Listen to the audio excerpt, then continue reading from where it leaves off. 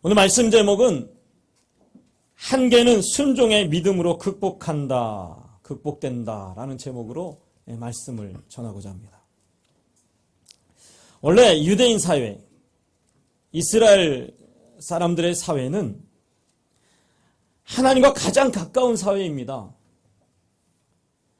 죄의 문제, 영적 문제에 대해서 이 하나님의 시각에서 다루는 것이 그 유대 사회의 전반적인 분위기입니다.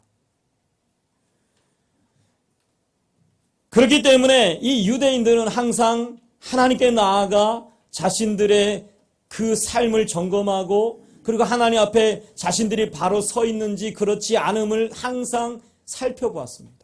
그래서 하나님 앞에 나아가서 속죄제를 드리든지 속건제를 드리든지 하나님께 그러한 제사를 드리는 것은 결국 자신들이 하나님 앞에 올바로 서 있는지 그렇지 않음을 항상 점검하는 것이죠.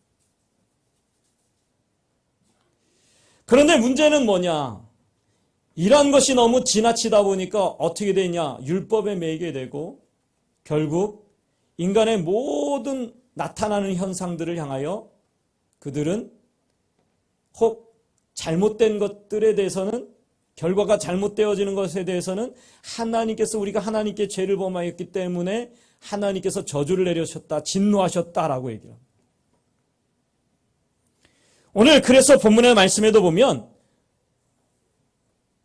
예수님의 제자들이 한 사람에 대해서 예수님께 이렇게 질문을 합니다. 그 사람은 누구냐 하면 날 때부터 앞을 보지 못하는 사람이었어요. 태어날 때부터 앞을 보지 못하는 시각장애인이었어요. 그런데 이 제자들이, 예수님의 제자들이 예수님께 뭐라고 물어봅니까? 이것은, 그가 그렇게 되어진 것은 누구의 죄로 인함입니까? 라고 물어봐요. 그의 부모로부터, 그의 부모의 죄로부터 시작된 문제입니까? 아니면 그 자신의 죄로 인한 문제입니까? 라고 물어봅니다. 이렇게 유대 종교사회는 현실의 제약이 많은 사람들을 향하여서 부정적인 시각으로 바라보았어요. 누구의 죄인가에 초점을 맞췄고 그리고 죄의 결과로 그것을 바라보았다라는 거죠.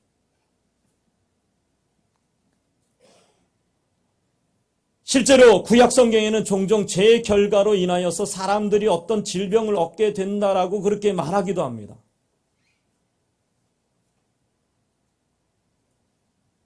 그러나 욥기에서 볼 수 있는 것처럼 모든 불행과 결과가 죄가 아니라는 것을 우리에게 말씀하고 있다는 사실입니다. 여러분, 성도들이 겪게 되는 고통과 아픔 중에는 그 원인을 측량할 수 없는 것들도 있습니다. 자, 이 본문에 등장하는 날 때부터 시각장애인이었던 이 사람의 원인은 무엇일까요? 이런 무엇입니까? 한번 생각해 보십시오. 제자들은 이렇게 물어봅니다. 그의 부모로부터 시작된 죄의 결과입니까? 아니면 그 자신이 어머니 모태에서부터 지었던 죄로 인한 것입니까? 라고 물어봐요. 여러분 한번 생각해 보십시오. 누구의 죄일 것 같아요? 거기에 대해서 예수님이 이렇게 말씀하시죠. 뭐라고 말씀합니까? 누구의 죄도 아니라 그것은 하나님의 일을 나타내고자 합니다. 누구의 죄로 인해서 그러한 결과가 온 것이 아니라 그것은 하나님의 일을 나타내고자 하신 것이다. 자, 예수님의 능력으로 치유를 받고 결국 그 예수님을 위해서 하나님께서 어떠한 분인가를 증거하기 위해서, 증언하기 위해서 그렇게 한 것이다 라고 얘기해요. 결국 무슨 얘기입니까? 하나님의 영광을 드러내기 위한 일이다라는 거죠. 세상의 종교는 불행의 원인을 뭐라고 얘기합니까? 조상 탓이라고 얘기해요. 여러분, 무당들에게 가서 점을 보신 적이 있으십니까? 네 하면 큰일 나는데 이거.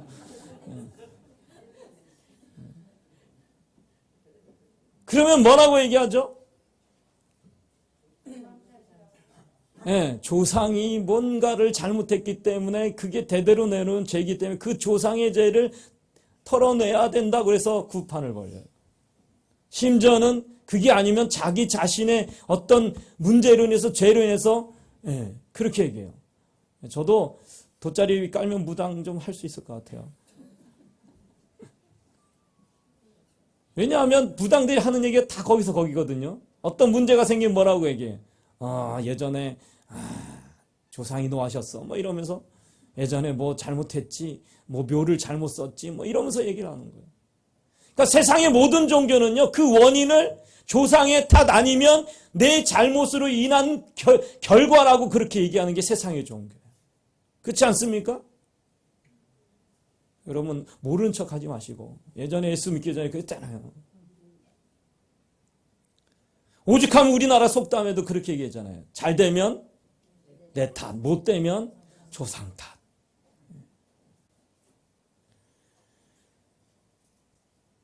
세상의 종교는 그 원인을, 불행의 원인을 결국 누군가에서 찾으려고 해요.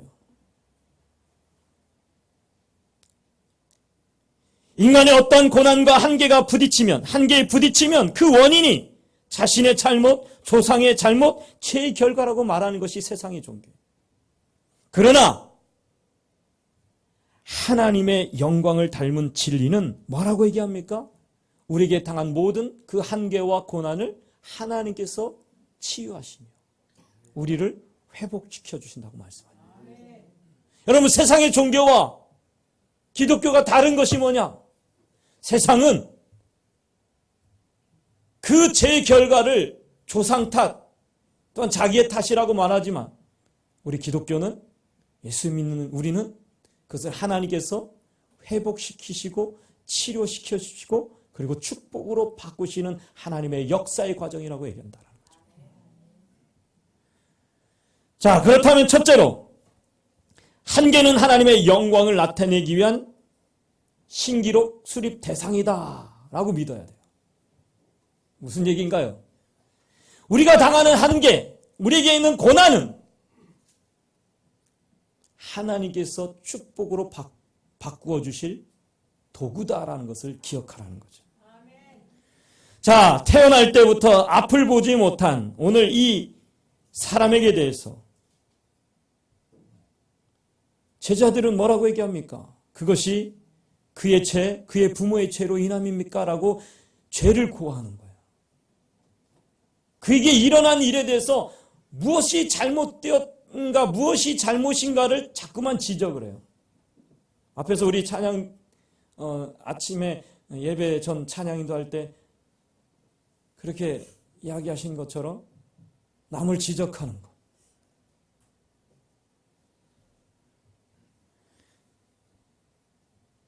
그렇습니다. 태어날 때부터 앞을 보지 못한 이 사람과 같이 우리는 우리의 인생에 늘 한계에 부딪힙니다. 여러분, 우리는 늘 한계에 부딪혀요.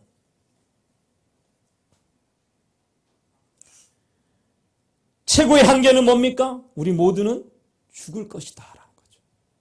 인간의 최고의 한계는 죽음이라는 거예요. 우리는 인생을 살아가면서 각자의 한계에 부딪힙니다. 외모의 한계에 부딪히기도 하고 지성적 능력의 한계에 부딪히기도 하고 건강의 한계에 부딪히기도 하고 부모의 출신 배경에 대한 한계에 부딪히기도 하고 국적에 대한 한계에 부딪히기도 합니다. 우리는 내가 정할 수 없는 여러 가지 한계에 부딪히기도 합니다. 그래서 요즘 젊은 세대들은 금수저, 은수저, 흙수저라고 뭐 그렇게 얘기를 해요. 자기가 가진 이 배경에 대해서 그렇게 분류를 합니다. 사람들은 현실을 탓합니다. 어떤 한계에 부딪히면 자기가 가진 그 현실에 대해서 탓을 해요. 배경에 대해서 탓을 해요. 뒷바라지 못해준 부모를 원망하기도 하고 공부가 안 되면 자기 머리 탓을 하기도 하고 그래서 때로는 우리가 누군가를 탓하고 심지어는 하나님까지도 원망하죠. 하나님 왜 나를 이렇게 만드셨습니까? 하나님 나를 왜 이렇게 태어나게 하셨습니까? 하나님 왜 나를 이러한 집안에 태어나게 했습니까? 여러분 어떠세요? 여러분은 여러분이 가진 한계에 부딪힐 때에 이렇게 원망하고 탄식하지 않습니까? 그런데 예수 안에 살면 우린 달라지는 거예요. 예수 안에 살게 되면 우린 달라져요. 왜냐하면 하나님께 나아가면 하나님은 그 모든 것을 우리에게 기회로 주신다는 사실. 하나님께 우리가 나아가면 그 모든 것을 회복시키셔서 우리를 하나님의 영광의 도구로 쓰신다는 사실입니다. 실제로 사람들은요, 자신이 가보고 싶은 한계를 넘어서 자유롭게 성취하고 싶은 영역이 있습니다. 그런데 늘 그렇게 하고 싶은 마음이 있지만 늘 한계에 부딪혀서 그 한계에서 앞으로 나아가지 못하고 주저앉는 경우를 많이 보게 되죠. 그런데 하나님은 이런 나의 한계와 제약된 부분들을 치유하시고 회복시켜 주시기를 원하십니다. 오늘 이 날 때부터 앞을 보지 못하는 이 시각장애인을 향해서 예수님은 뭐라고 얘기하십니까? 우리는 사람의 관점이 아니라 예수님의 관점이 돼야 되는데 예수님께서 뭐라고 말씀하셔요? 이것은 누구의 죄로 인함이 아니라 그를 통해서 하나님의 영광을 나타내기 위함이다라고 얘기해요. 하나님의 일을 하시기 위함이다라고. 여러분, 우리는 우리의 삶에서 왜 나에게 이런 일이 닥쳤을까? 왜 나에게 이런 일이 있을까? 라고 생각하지 말고 뭐라고 생각해요? 이것이 곧 하나님께서 하나님의 일을 하시기 위한 것이구나 라는 것을 생각하셔요. 그래서 그 모든 것을 하나님께 맡기고 기도해야 돼요. 주님께 맡기고 기도하셔야 돼요. 하나님께서는 예수님을 이 땅에 보내신 이유가 뭡니까? 모든 병든 자를 고치시고 그리고 모든 저주를 풀어주시고 우리를 올무에 걸린 새처럼 그 올무에서 풀어주셔서 자유케 하시길 원하시는 것이 바로 하나님의 뜻이다. 하나님 우리를 자유케 하시고 우리를 치유하시고 회복시키시고 우리를 고쳐주시고 우리를 새롭게 하시기를 원하시는 것이 하나님의 뜻이에요. 그래서 예수님께서 이 땅에 오신 것은 우리의 모든 질고와 우리의 모든 고난과 우리의 모든 저주와 우리의 사망까지도 담당하시기 위해서 십자가에 못 박히신 거예요. 그리고 부활하신 것은 그 모든 저주와 사망과 우리의 모든 질고와 고난과 질병을 깨트리시고 승리하신 것입니다.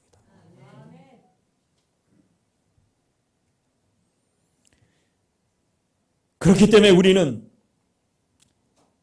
더욱더 예수님을 믿으시고 더욱더 예수님을 신뢰하시고 더욱더 예수님만을 기대하시고 그 예수님만을 믿음으로 달려가야 할 줄로 믿습니다. 우리가 한계에 부딪히면 많은 사람들은 주저앉아 버려요. 포기해버려요. 그러나 우리 기독교인들은 포기란 없다는 사실이에요. 그 한계가 부딪히면 우리는 뭐라고 생각해야 돼요? 아, 하나님께서 나를 더 높이 비상하게 하려고 하시는구나. 아, 하나님께서 나를 더 위대하게 쓰시려 하시는구나. 그렇기 때문에 우리는 그때 어떻게 해야 돼요? 개구리가 더 높이 점프하기 위해서 납작 엎드리는 것처럼 우리가 주님 앞에 납작 엎드리고 주님을 기대하고 주님을 소망하여서 그 주님이 주시는 힘으로 날아올라야 할 줄을 믿습니다. 두 번째로 작은 믿음의 순종이 기적을 낳는다는 사실이에요. 여러분, 이 날 때부터 앞을 보지 못하는 이 시각장애인이 눈을 고쳐주셨어요. 누가? 예수님이. 예수님이 고쳐주셨어요. 근데 예수님이 고쳐주신 방법이 뭡니까? 오늘 본문의 말씀에 보면.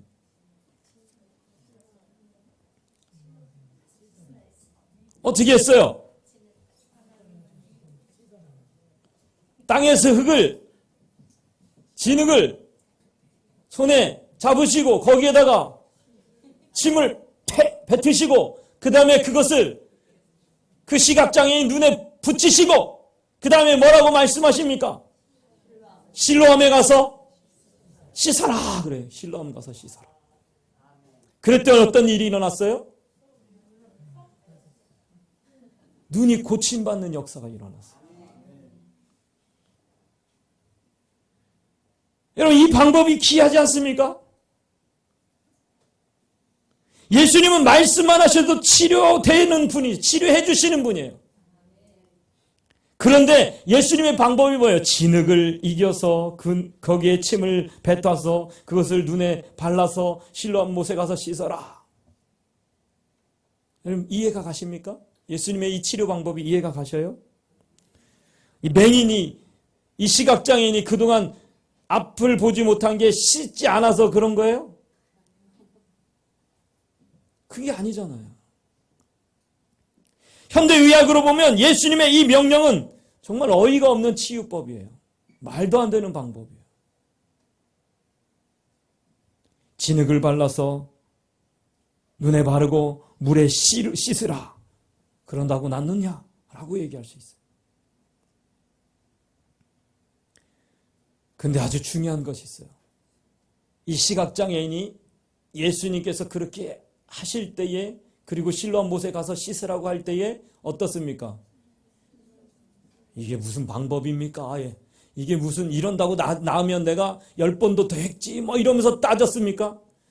그렇지 않아요. 실로암 못에 가서 씻으라! 그랬더니 실로암 못에 가서 씻었어요. 무슨 얘기입니까? 순종할 때 기적이 일어났다라는 거예요. 내 머리는 도저히 이해가 안 가고 세상에 그 방법으로는 도저히 이해가 안 가요. 그런데 예수님이 말씀하시니까 그대로 순종했어요. 그랬더니 어떤 역사가 일어났어요? 치료의 역사가 일어났어요. 예수님의 말씀에 그대로 따르니까 치료의 역사가 일어났어요. 이성으로는 이해가 되지 않지만, 과학적으로는 이해가 되지 않지만, 의학적으로는 도저히 이것이 말이 안 되는 일이지만 주님의 말씀에 순종하니까 기적이 일어났다는 사실.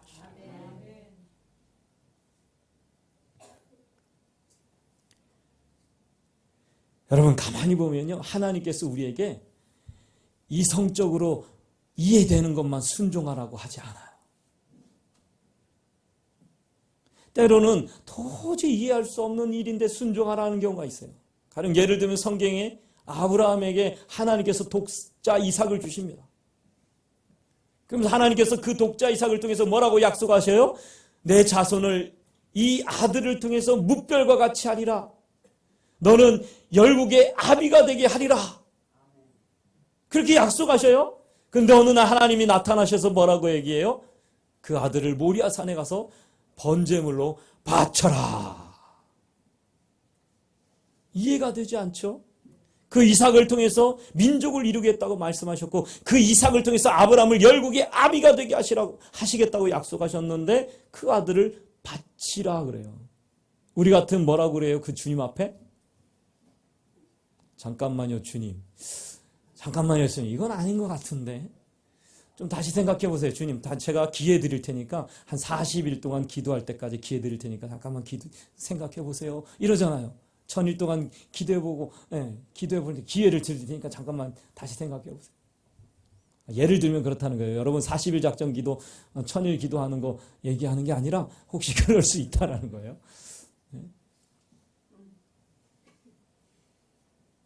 우리는 내 뜻과 맞지 않을 때 때로는 어떻게 해요? 아니, 주님 잠깐만 기다려요. 이건 아닌 것 같은데. 우리 뜻대로 맞으면 뭐라 그래요? 아멘, 아멘, 아멘. 내 마음에 맞으면 아멘, 아멘, 아멘. 막 이래요. 근데 내 뜻에 맞지 않으면 뭐라 그래요? 잠깐만, just a moment. 그래. 예수님 잠깐만 기다려주세요. 이건 아닌 것 같아요. 그러고 나서 우리는 기도해요. 어떤 기도를 해요? 내 뜻대로 이루어질 때까지 기도해요. 내 뜻이 이루어지길 기도해요.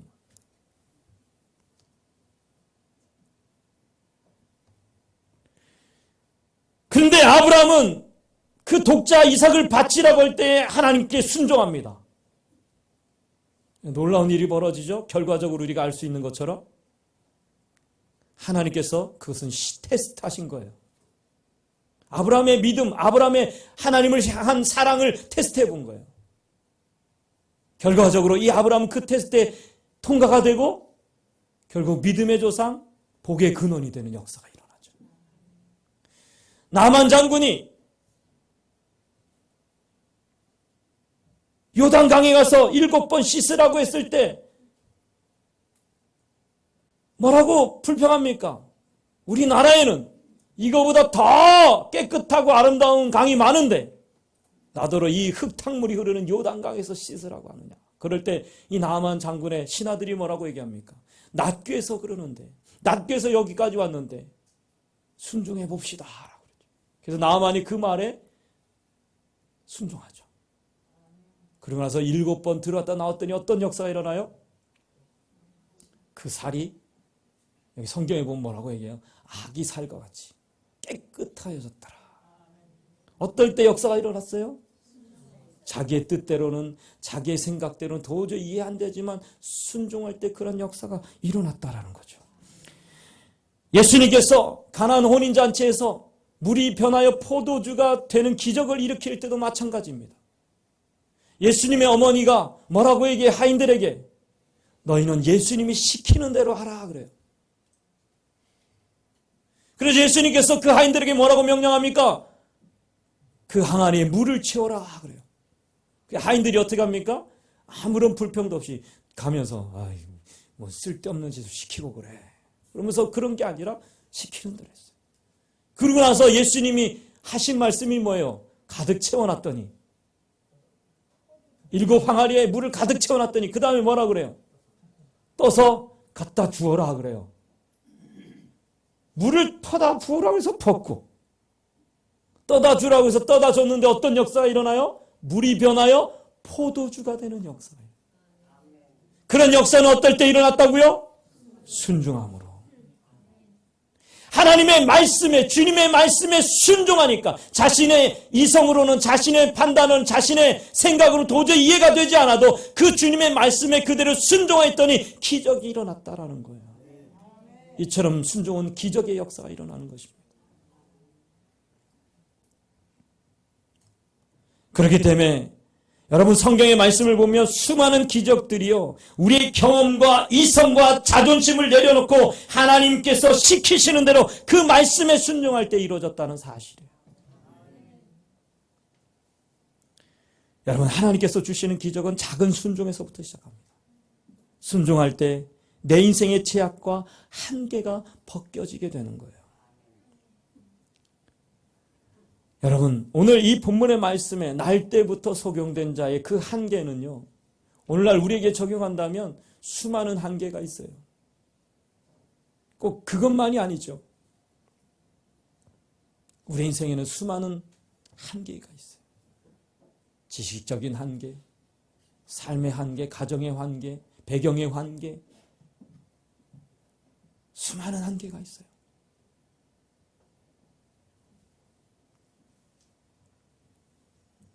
그런데 그 한계와 제약이 벗겨질 수 있는 방법, 그 방법이 뭐예요? 주님의 뜻대로 살아가는 거예요. 주님의 말씀대로 살아가는 거예요. 때로는 내 뜻대로 이해가 되지 않고, 때로는 내 이성에 도저히 이것은 불합리한 것 같아도, 과학적으로 옳지 않은 것 같아 보여도 주님의 뜻대로 우리가 순종하여 살아가기만 하면 주님은 우리를 통해서 주님의 영광을 나타내는 거예요. 저는 이렇게 생각합니다. 내가 지금 이곳에 있는 게 기적이다. 내가 지금 이 자리에 있는 게 기적이다. 내가 살아가고 있는 것이 기적이다. 그렇지 않습니까?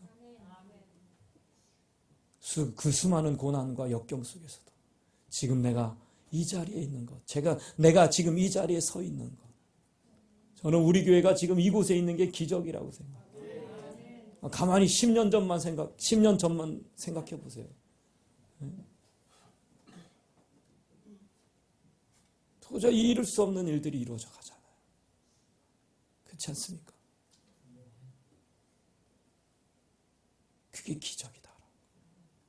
우리가 주님의 뜻대로 살아가면, 주님의 말씀대로 살아가면 바로 여러분을 통해서 하나님 위대한 기적을 이루시고, 여러분 모두를 통해서 하나님의 위대한 영광의 도구로, 축복의 도구로 써주십니다.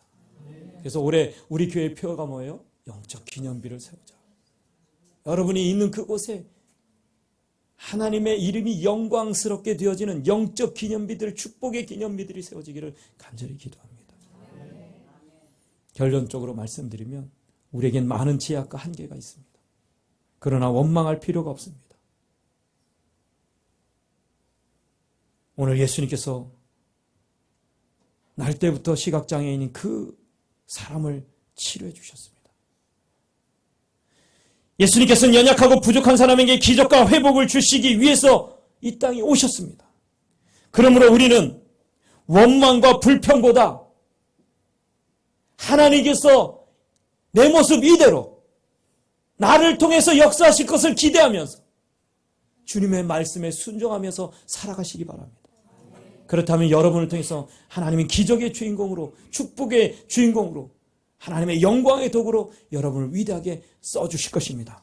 이제부터 불평하고 원망하지 말고 내 인생을 탄식하지 말고, 오늘도 보니까 우리 교회 앞에서 술 한잔 하시면서 인생을 한탄하시는 분이 계셨는데, 그렇게 한탄하지 마시고 주님만 기대하시고 주님만 바라보고 주님만 의지하며 기대하며 주님께 순종하며 믿음으로 살아가시기를 간절히 축원드립니다.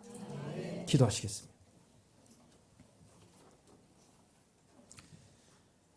사랑하는 충만하신 아버지 하나님,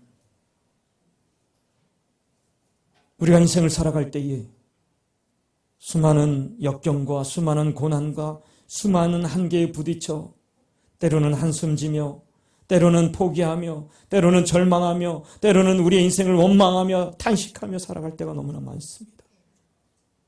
간절히 바라고 난 것은 이제는 우리의 그 울부짖음과 원망과 탄식이 사라지게 하시고, 이제는 우리가 오늘 말씀과 같이 예수님을 온전히 믿고 그 예수님의 말씀에 온전히 순종하며 하나님께서 우리에게 하실 일을 기대하면서 믿음으로 달려가는 주의 백성들이 되게 하여 주시옵소서. 주님의 백성들이 어느 곳에 있든지 저들이 주님의 뜻을 쫓아 주님의 말씀을 따라 살아감을 통하여 저들이 있는 그곳에서 하나님의 위대한 영광을 나타내어 주시고 하나님의 축복의 통로로 사용하여 주시옵소서. 우리의 모든 것을, 우리의 모든 범사를 주님 앞에 맡기며 주님이 하실 것을 기대하며 믿음으로 달려가는 우리가 되게 하여 주시옵소서. 오직 주님의 말씀을 따라 살아가는, 주님의 말씀에 그저 순종하는 믿음의 사람들이 되게 하여 주시옵소서. 감사드렸고 예수님의 이름으로 기도합니다. 아멘.